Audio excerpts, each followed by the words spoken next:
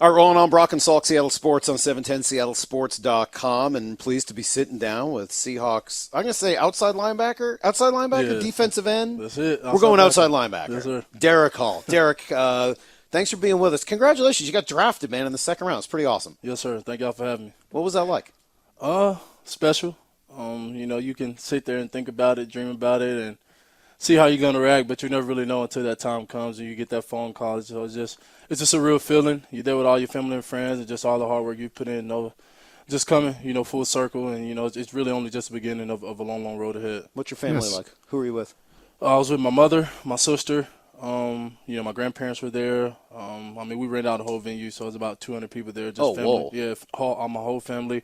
Whole bunch of friends, and, people who felt like have helped me along the way. 200 people. You better get drafted. Yeah. You better go in the second or third round. You don't want to slip till day 3 if that's the case. Yes, sir. You put a lot of pressure on yourself. I know it. So you must have had a pretty good sense. Oh, yeah.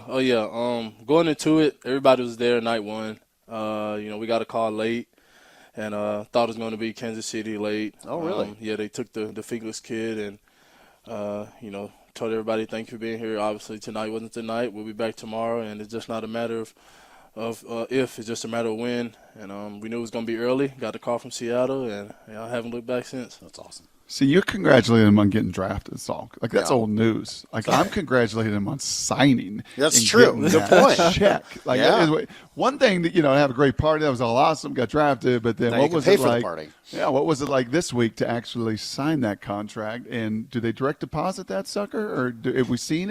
Did you look at the bank account? Yes, sir.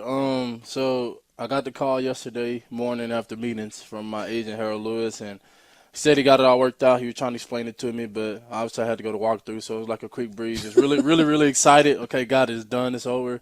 Went to practice, got up after practice, went up and signed it, saw the numbers, wowed me a little bit. But, that thing went direct deposit, but it ain't there yet, so it'll be a little bit. Take me back to your childhood a little bit. You're from Gulfport, is that Gulfport, right? Mississippi, yes, sir. Tell me about Gulfport, Mississippi, because I know it's been an important thing for you. Yeah, just born and raised there. Been there my whole life. Big town, small town? It's the second biggest city in Mississippi. Oh, so okay. it has about 80 to 100,000 people. So it's fairly big for what it is. I love fishing, love the water. So that's been huge for me, having the Gulf of Mexico there. Real good town, great people. Everybody knows everybody down there. But that place has been very, very special to me. Was in one school district, my K through 12. So I came up through the ranks there, and from that point on forward, I went to Auburn. But Gulfport is definitely special. How does it compare to, say, Olive Branch, Mississippi, for example? Not that we know anybody from Olive Branch. Yeah, big difference. It's better, right? I know. That's what I want to hear. I know John Rise, who plays at UCF. Me and him really, tight. But yeah, I know him and KJ. He's from Olive Branch. Yeah. So All right. That's on the water. Does that have that like sugary white sand too? Like the Panhandle. I was just at the Panhandle last week, Derek. I was in Seaside, Florida. In that Gulf, in that water. I know exactly what you're talking about. Oh my goodness, that stuff is beautiful. Same way in Gulfport. Not quite. So the beach down there is man-made. Yeah. So the beach down there is man-made. Beautiful sand, beautiful scenery. But the water is definitely not the clearest. What are you best at on a football field?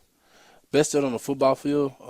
I think just being a great teammate, just overall effort. A lot of people say being a great teammate doesn't equate to the being on the field, but that definitely is, because when a guy can trust you to do your job, and he know that you know what you're doing, he can be confident in doing his, and y'all abilities working together is going to turn out something successful. So I would definitely say that, and then just relentless effort. That's a big part of my game. I still have a long way to grow and a long way to go as far as the fundamental piece and really getting where I want to be. But effort makes up for a lot of that. Where does that come from? That relentless effort, because that's what everybody who talked about you, the analysts that we had on, your former coach that we talked to, they all just said a relentlessness to play. What is the engine that drives that? I think just the love for the game overall. So I was a preemie, and I was introduced to the game of football, and it became kind of like my way of escape. At the age of 4, I dealt with a lot of birth issues growing up and being in and out of the hospital and just a whole bunch of stuff there. But, when I was introduced to that game, it gave me the feeling of kind of living a normal childhood and, doing things that a normal kid have the ability to do. So I took it and ran with it from there, and it's been going ever since. Yeah, we've heard a little bit about your story, and it's fairly remarkable. And I know there's been a documentary made, et cetera. We're talking to Derick Hall here on Seattle Sports. How long into life did that affect you? I mean, it doesn't affect you in any way now, does it? No, Okay. not much at all. So the last instance I had was a few years ago at Auburn. Just dealt with a common cold and it got really bad and it started to affect my asthma Okay. there, but it wasn't nothing, life threatening, anything like that. So that was the last hiccup I had, but I mean, I don't use any of my inhaler nebulizer, nothing like that. I haven't used it in years, so it really doesn't affect me much, but that did affect me till about the age 10 or 12. Okay. You What know, was it like as a kid? it was hard because when I got introduced to the game of football, it kind of gave me, like I said, the life of a normal childhood, but I still wasn't able to do normal childhood things. Kids can run around all day. I was able to run around 5-10 minutes and I have to sit down for 45 because like I could just barely breathe. And so that was kind of the route there, and that was for a very, very long time. And that just come with my lungs been undeveloped. To this Yeah. day, I'm 22. I have lungs of a 19-year-old kid that's 3 years off. So I mean, it's just which be good when I get old, obviously. Right. It's gonna work to your advantage. It's so Yeah. funny you say it. I'm trying to imagine your mother and those you mentioned your mom, and so many parents end up becoming incredibly overprotective in that situation. Want to just make sure nothing happens to their baby, and especially after going through what you went through. But she must have had either the foresight to say go ahead and the trust in you to let you go ahead and play football and run around, or you were just so passionate about it that she didn't have a choice. How did that go? I kind of feel like it was a little bit of both. She saw, which a lot of it I don't recall, obviously, because how young I was, but she saw a lot of the frustration and everything that I did go through. And when I got introduced to that game of football, I think she saw the relief and joy that it brought me. But she definitely took every precaution she could to make sure that I would be okay. She had an inhaler on hand at the game. My coach had an inhaler. Sometimes she gave an inhaler to the official. Just she crossed Awesome. every single thing that she could do to make sure that I would be taken care of. No matter the circumstance. She's been to every one of your games. Every single one. That's what I She figured. has yet to miss a game. At what age did you really come to realize how miraculous that was? I would Not say even the playing, but just your birth, just your survival, Right. just your gift of life. At what age did that become real? Right. I really didn't talk to my mom much about it until about the age of 15-ish. She kind of really always tried to talk to me about it a little bit here and there, but I never really wanted to get the gist of it or really talk about it much. And then I got to that point, I was like, okay, I really want to know, like, what did I go through? How did this happen? How did that happen? And she pulled out a big collage full of pictures from the time I was born until the time I was able to do everything on my own. And she went through every single picture. This happened here, this happened there, this happened there. And I think the biggest impact on me was seeing myself as a 2-pound, 9-ounce baby, 2 pounds, 1 ounce baby, laying there. And I'm like, that's me. She was like, yeah, that was you. And it was crazy. So it's definitely truly a blessing. And I'm glad that I do know everything now. So that was about around the time I really sat down and talked everything out with my mother. That's amazing, and it leads us to today. And as you said, to bring this back, you're relentless. You're relentless on a football field. Now you get here, you make this jump from the SEC, which is about as close to pro football as you can get. But now you're out here with these guys. What have you learned in the last couple of weeks? Learned a lot. Rookies don't talk much, number one. Sit and learn. But, just the aspect piece of your job, is a lot more complex in this league, and really trying to get everything down and, figure out how can I better help myself be successful and group all these things together to go out and do what I need to do, perform my job. Every little thing is critical at this level. So, to being successful, one bad step here can get you reached, one bad step here can get you beat. And it's just, it's really trying to accumulate all the things together, no false steps, making sure my eyes, knowing where I need to travel to know where my drop is, know who I'm looking for coming over, and different stuff like that equates to being successful as a defensive unit. So I think the job within the job is definitely the biggest difference in transition.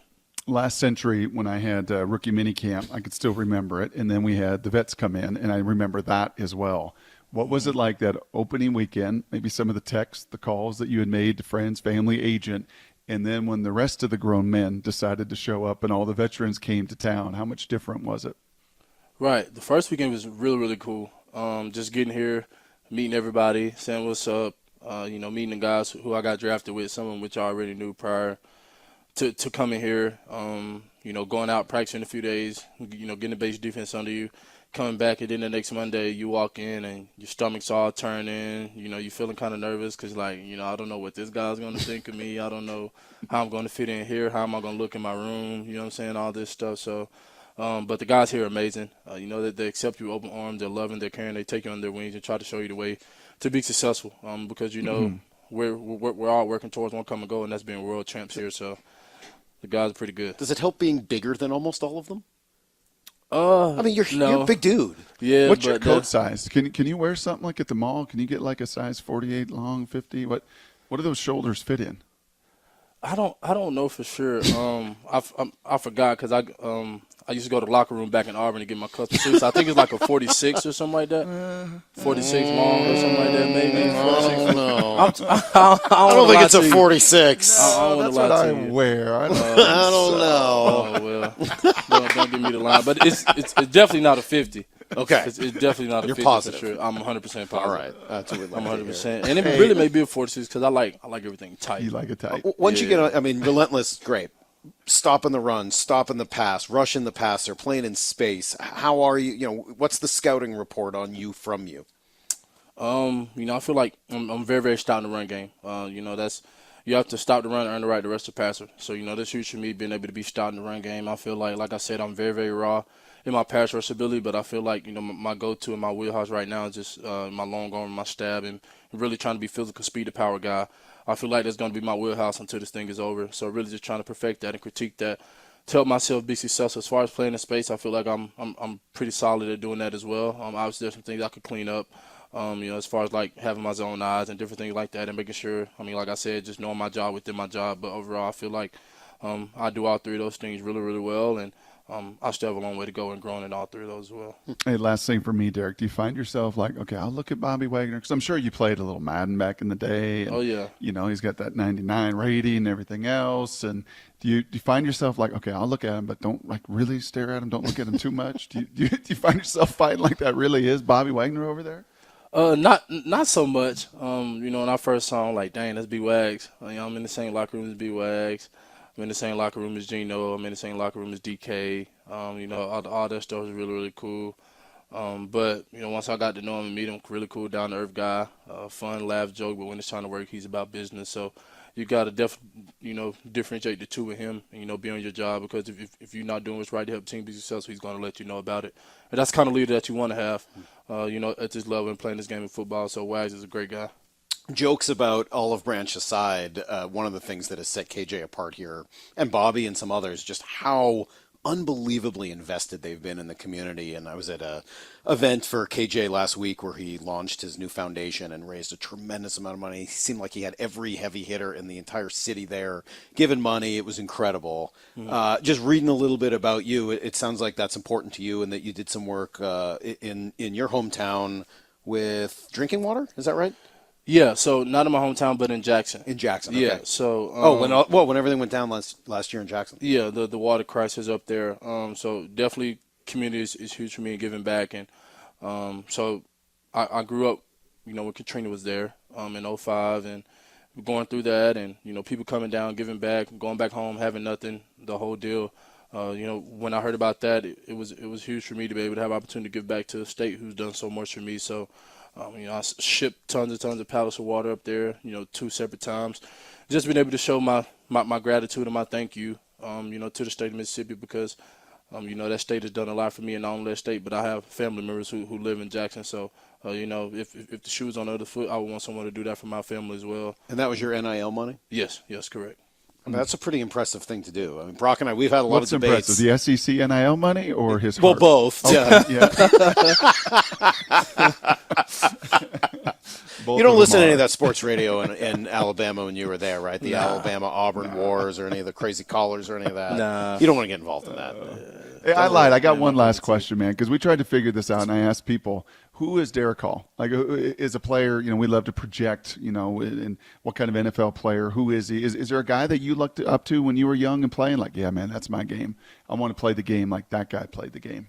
Yeah, I love Vaughn. So, I kind of felt like our game started out very, very similar. Coming into college, I was a speed guy. Coming into the league, he was a heavy, heavy speed guy. He transitioned his game to a speedy power rusher, and I've transitioned my game to a speedy power rusher. So I pick up on a lot of tips and clues from him, and I had opportunity to meet him down at the combine, so that was pretty special. You ever heard of Carl Banks? I've heard the name, yes. He played opposite LT. LT was on one side, Carl Banks was on the other. Okay. I'm getting old, right? So Carl Banks was the first name that came to Played mind. before you lived. All right. You know what, Brock? That's really unnecessary. You're older than I am. That is a gratuitous shot.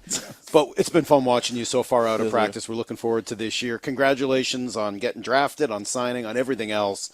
Thanks for being here. We appreciate it. Yes, sir. Thank y'all so much for having me.